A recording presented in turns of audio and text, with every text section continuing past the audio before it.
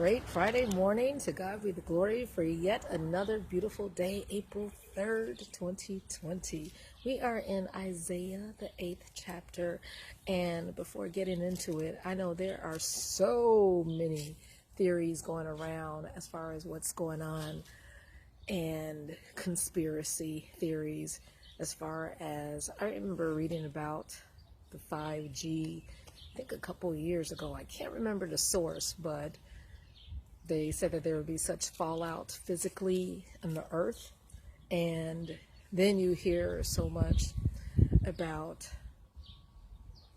the last days and the mark of the beast and etc., and how some people won't be able to go out. And we're seeing that in the world all around us. Well, this is a reminder that we are only to be concerned about what the Lord says in his word and what he tells his people.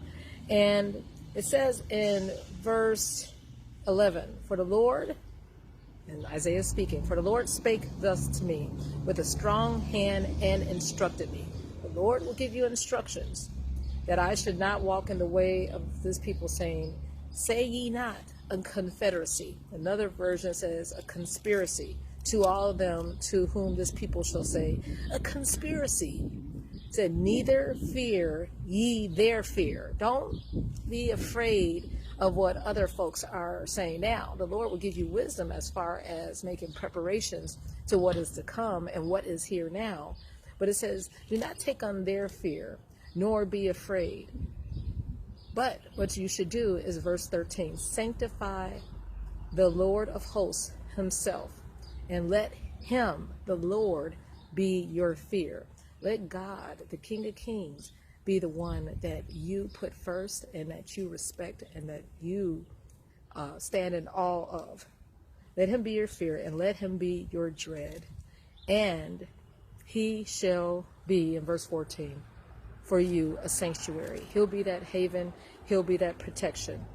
So, like I said, you're going to hear so much, and people are going to different sources, like what's really going on, and what is the source of this and that. And people are going to, the crazy divination and wizards and all sorts of different places. And in verse 19, it says, and when they shall say unto you, seek unto them that have familiar spirits. You know what those are, the fortune tellers and, what used to be popular.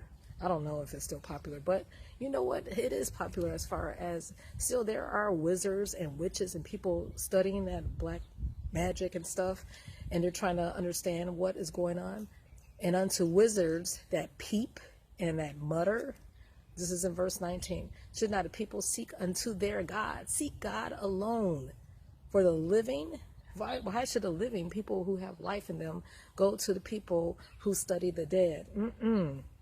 And more so, people, verse 22, they shall look unto the earth, and they're going to see trouble and darkness and dimness of anguish, and they shall be driven to darkness.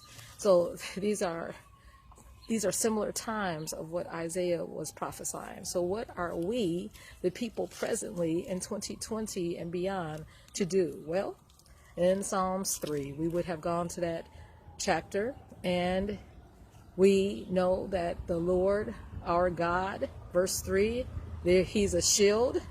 He is our glory.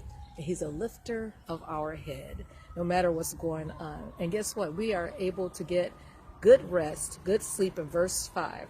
Did you go down to your pillow? Did you lie down and rest? Yes, and slept in verse 5. And now you have awakened to brand new mercies. Amen. For the Lord has sustained us. Yes, I believe my pastor preached on that Sundays, the sustenance of the Lord. So what are we to do? Psalms 33, rejoice in the Lord that we have another chance.